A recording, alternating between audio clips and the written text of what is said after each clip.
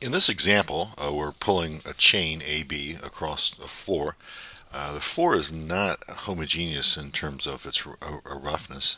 To the left of this point C, it's smooth, and to the right, it's rough with a kinetic coefficient of friction of mu k. We're pulling on it with a constant force P. We started out with A right over that dividing line between rough and smooth. And what we want to know is that once we've pulled the chain all the way across such that B is now directly over C, what's the speed of the chain?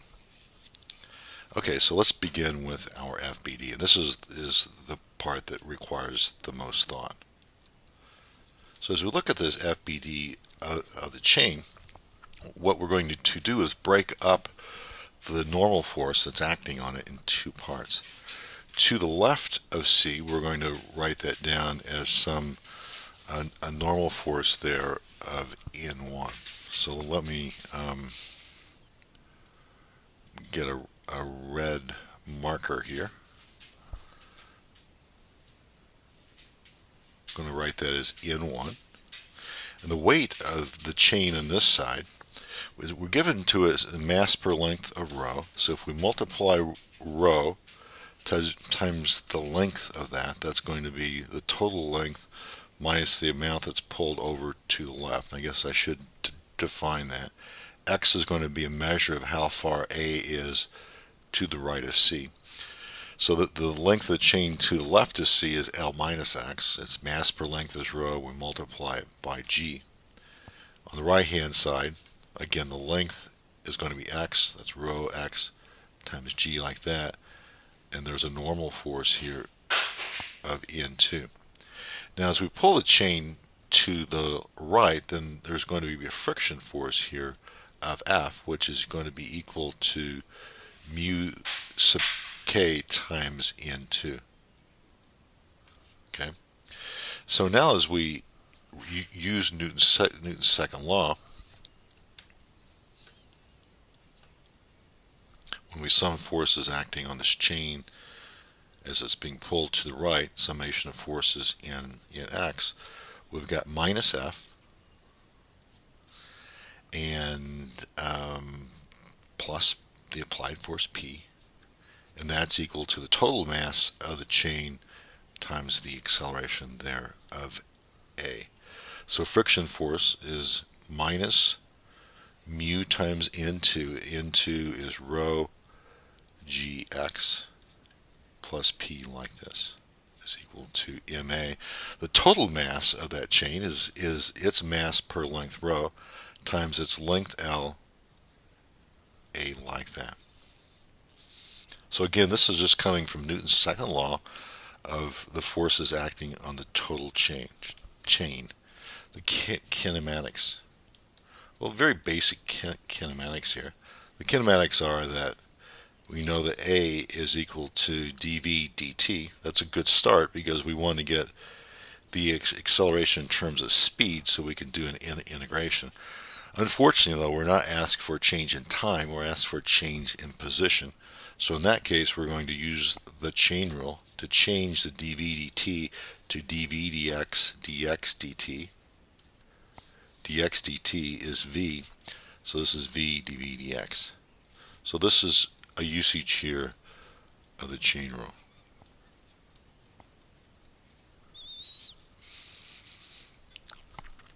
So when I get ready to solve it, what I'm going to do is put that into there, use separation of variables, and do an integration. I've got minus mu rho Gx, applied force P, and that's equal to rho L V dv dx. Separation of variables is going to give me a 1 over rho L. Integration of P minus mu G rho X dx, like this. Integral of V dv. It says that the chain starts from rest when X is a 0. We want to find the speed when the end of the chain has been pulled some distance L to the right. Right hand side, Integral of v is 1/2 v squared. It starts out at 0, so that's all we have here. On this side here, we have 1 over rho L. And so we have integral of dx is p x equal to L, minus mu g rho. Integral of x dx is 1/2 x squared, and x is set equal to L, like that. So the left-hand side, we have p over rho minus mu g over 2 all times L is equal to 1/2 v squared. So I solve for v. V I'm going to multiply by 2, so it gives me 2p over rho minus mu gl, then take the square root. So again, the key step here, I think, at least one of the two key steps, was the FBD. The friction force acting on this thing only depends on the weight of the chain over to the right of C.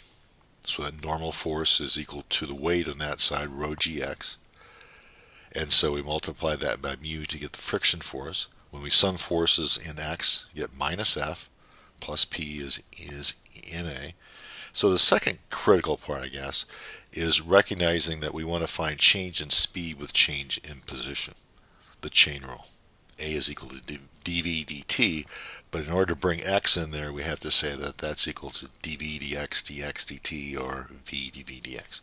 From that point on, it's a matter of separation of variables, doing an integration, being able to integrate both sides, and we end up here with our expression here for v.